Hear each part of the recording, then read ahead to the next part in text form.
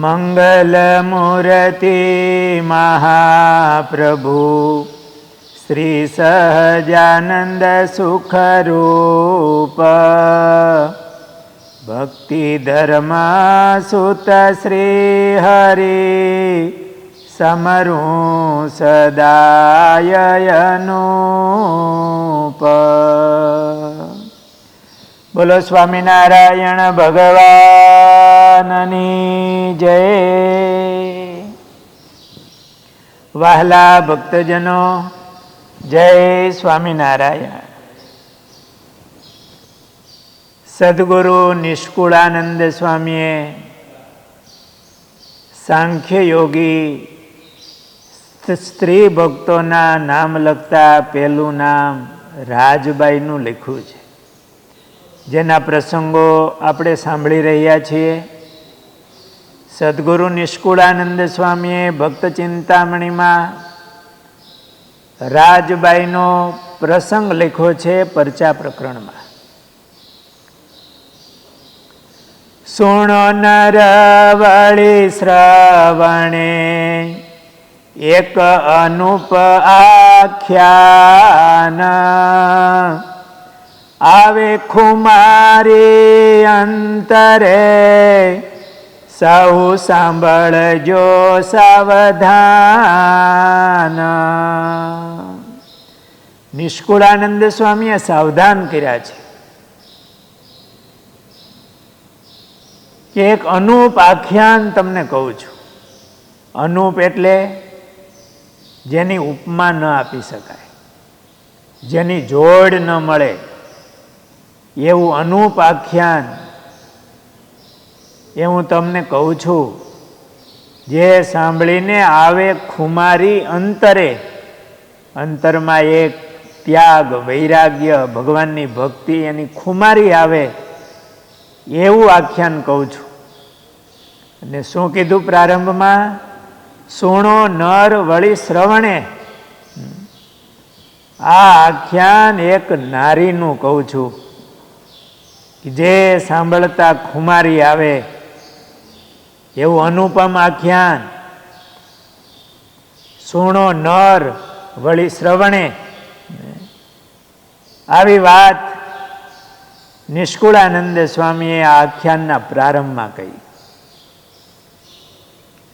સ્વામી એવું લખે, મોટા હરિજન હરિના, જેના તપ પરાયણ તન, ત્યાગ વૈરાગ્યની મૂર્તિ, અતિ નિયમમાં જેના મન. એ જેમનું આખ્યાન કહું છું એ મોટા હરિજન હરિના,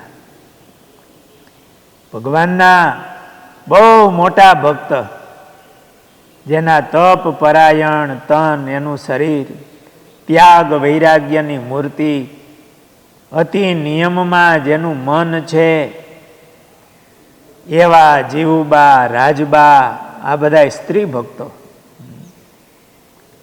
જે દીના મહારાજ મળ્યા, ટળિયા તે દીના વિકાર, અંતરે માયણ ગમતો, થયો સર્વે સંસાર.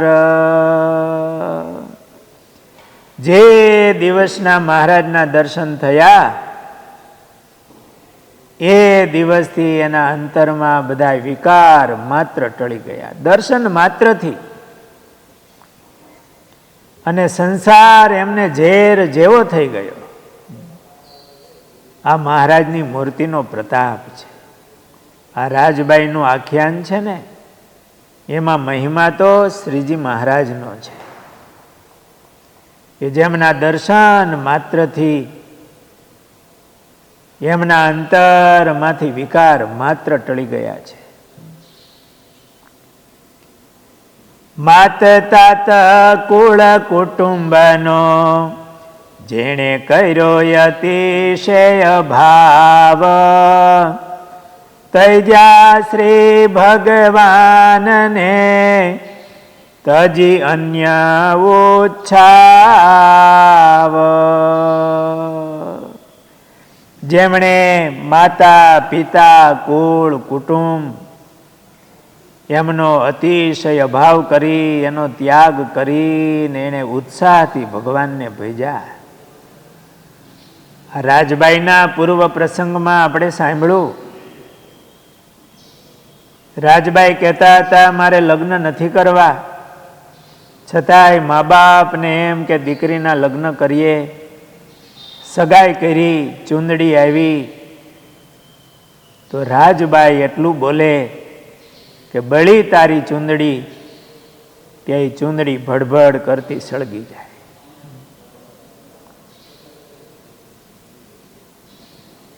મા બાપની ઈચ્છા એમના લગ્ન કરવાની, રાજબાઈનો આવો પ્રતાપ, એના અંતરમાંથી આ જગત સળગી ગયું હતું. એટલે બોલે ત્યાં ચૂંદડી હળગી જાય. અને એ રાજબાઈ એમનું વાંકિયા ગામ એ છોડી અને ગઢપુર આવ્યા. ગઢપુરમાં એમના માસીબા હતા, ત્યાં રહેતા. લાડુબા જીવુબા એમનો એમને સત્સંગ.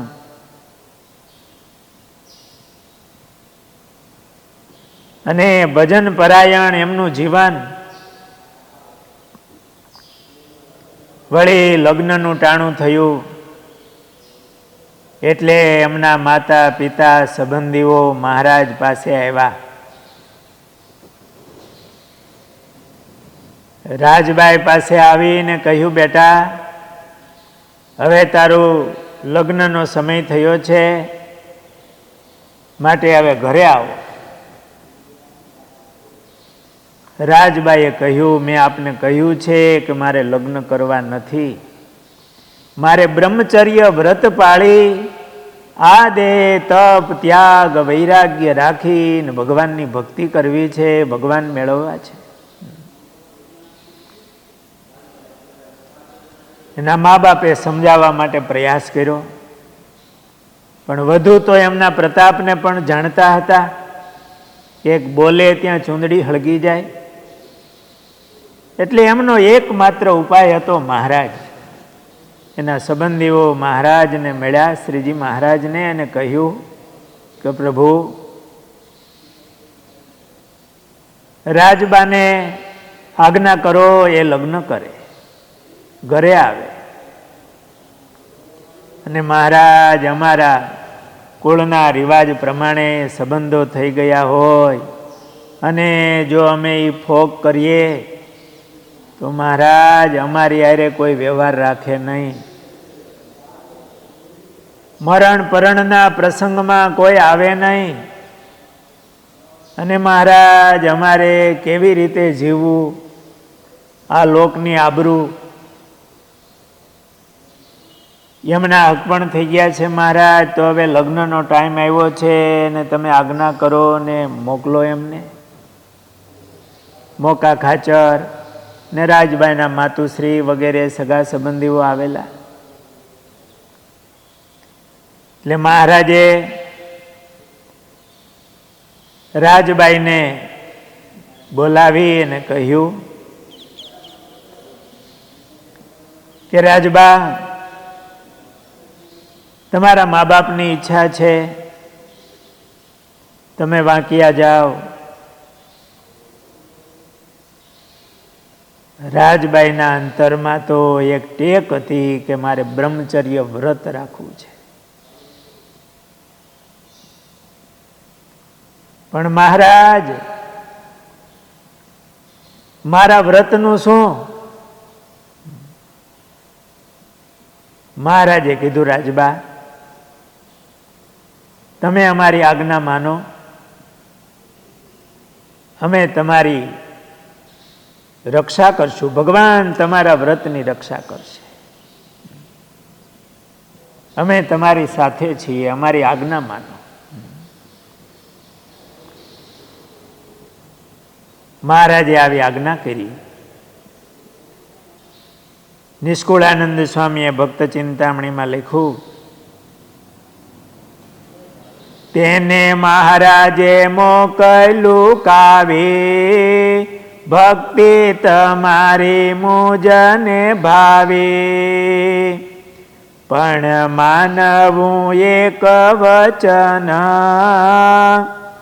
પરણી ભજવા શ્રી ભગવાન.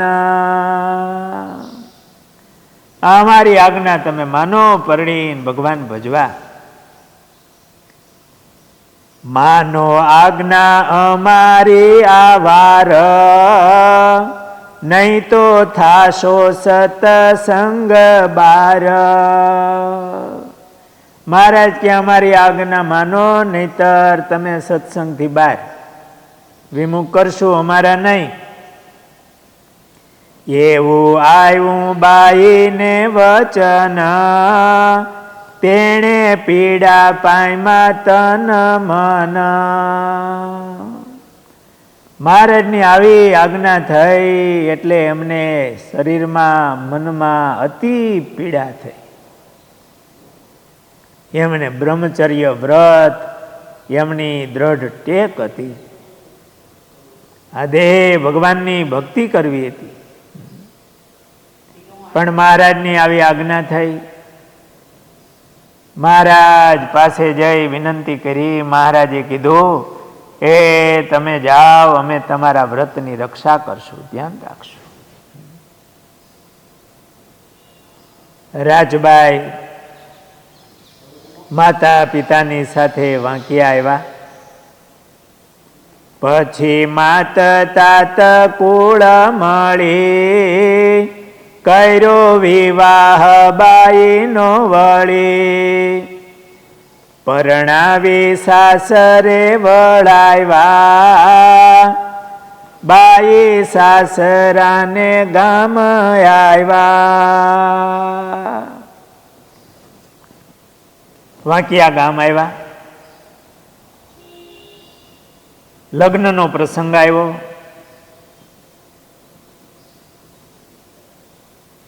જાન આવી ઘુઘરાળા ગામથી રામ જેબલિયા સાથે સંબંધ થયેલો. જેમ જેમ લગ્ન પ્રસંગ નજીક આવ્યો, આ રાજબા મહારાજને પ્રાર્થના કરી, મહારાજ મારું વ્રત રાખજો. મહારાજની મૂર્તિને સંભાળી આમ આંતરનાદથી પ્રાર્થના કરે. એમાં લગ્ન પ્રસંગ આવ્યો, માંડવામાં જવાનો સમય થયો. રાજબાઈને થયું કે મારે કોઈ પુરુષના હાથમાં મારો હાથ દેવો નથી.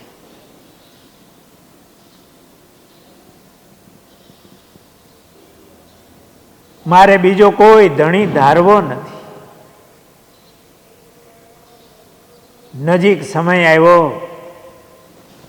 અને રાજબાને એટલી બધી અંતરમાં પીડા થઈ. મહારાજને સંભાળે અને રાજબાનું શરીર છે એ લાકડા જેવું થઈ ગયું. બધાએ મૂંઝાણા કે હવે માંડવામાં જવાનો સમય થયો છે. સાજન માજન આવ્યું હોય, સગા સંબંધીઓ હોય, ઘરની આબરૂ હચવાય, સમય હચવાય, એટલે માંડવામાં મોકલવા માટે દાસીને તૈયાર કરી. જૂના સમયમાં લગ્ન હતા ને બહુ મર્યાદાપૂર્વક હતા.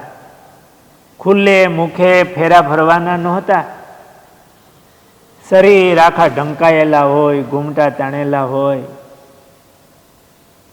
દાસીને તૈયાર કરીને માંડવામાં ફેરા ફેરવા. પણ જાનને વળાવવાનો સમય થાય ત્યારે એમાં કઈ બદલી તો ન ચાલે.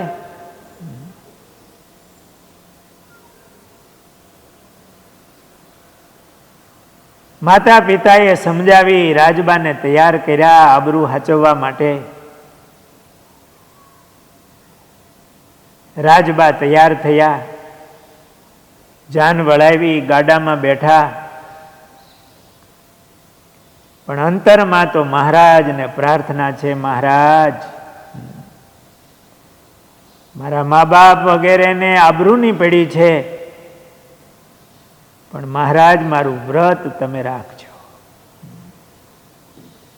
એમણે મહારાજની મૂર્તિમાં મન જોડ્યું છે.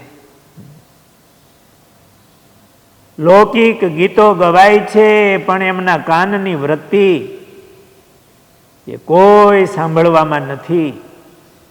એની વૃત્તિ તો મહારાજની મૂર્તિમાં જોડાણી છે. અંતરથી મહારાજને પ્રાર્થના કરે છે. જાન ઘુઘરાળા આવી,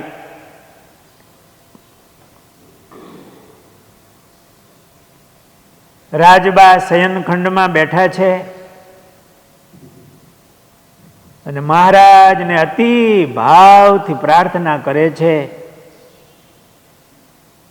મહારાજની મૂર્તિમાં એમણે મન જોડ્યું છે. શયનખંડમાં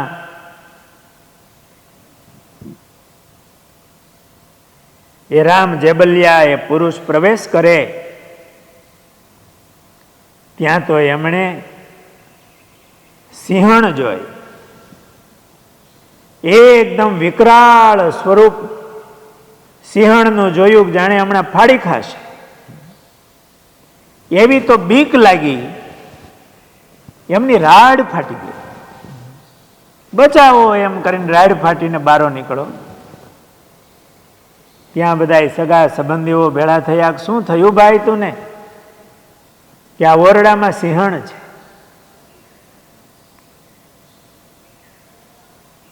અરે ભાઈ, અહીંયા સિંહણ ક્યાંથી? ના સંબંધીઓ ઓરડામાં જઈને જોવે તો રાજબાઈ બેઠા હતા, મહારાજનું ભજન કરે, અને કહ્યું, ભાઈ કોઈ સિંહણ નથી. રામ જેબલિયાએ કીધું કે મને જીવતો રાખવો હોય ને તો એને તમે વેલડું પાછું વાળો અને એને મૂકી આવો. એને તો રૂપ જ એવું દેખાણું હતું. રાજબાઈ અંદર સાંભળે, એમને મનમાં થયું કે મહારાજે મારી રક્ષા કરી. શ્રીજી મહારાજ આવી ગયા છે.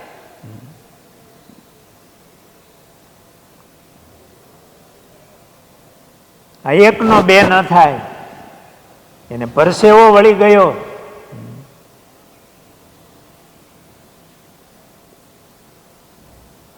ઓરડામાં જઈ રામ જેબલિયા એમના માતુશ્રીએ જઈને જોયું તો રાજબા એનું એક દેવી રૂપે દર્શન થયું. એકદમ તેજસ્વી દેવી હોય એવા એમને દર્શન થયા. મનમાં એમ થયું, થોડી વાત તો આગળ પાછળની સાંભળેલી હોય કે આ કોઈ સામાન્ય સ્ત્રી નથી.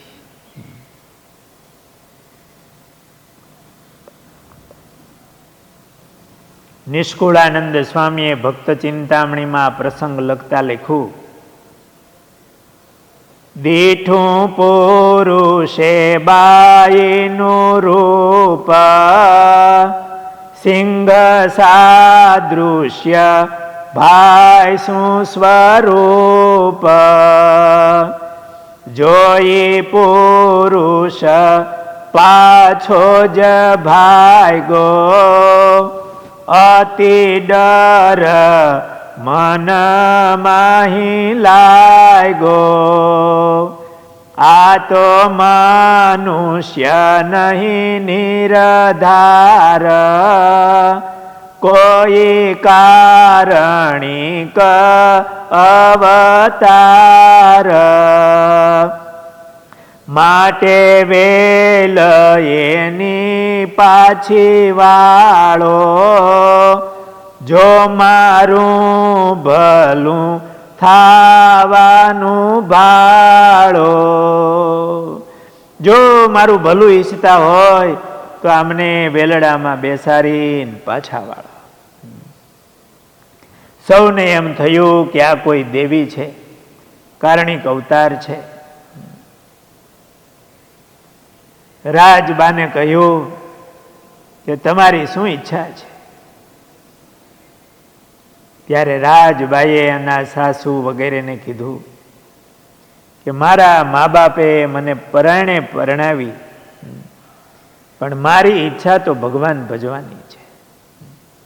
બ્રહ્મચર્ય વ્રત પાળવું છે, ભગવાન મેળવવા છે. બધાના હૃદયમાં ભગવાન વૈસા. એમને વેલડામાં બેસાડી અને એમના માતા પિતાનું ગામ વાંકિયા ત્યાં મૂકી ગયા અને આ બધી પ્રસંગની વાત કરી કે અમે રાજીપાથી મૂકી જઈએ છીએ. આ કોઈ સામાન્ય સ્ત્રી નથી, આ કોઈક દેવી છે. રાજબા એના માવતરને ત્યાં આવ્યા ને હવે તપ ત્યાગ રાખી અને મહારાજનું ભજન આ રાજબા કરે છે. આગળના પ્રસંગની કથા આપણે આવતીકાલે લેશું. બોલો સ્વામિનારાયણ ભગવાનની જય.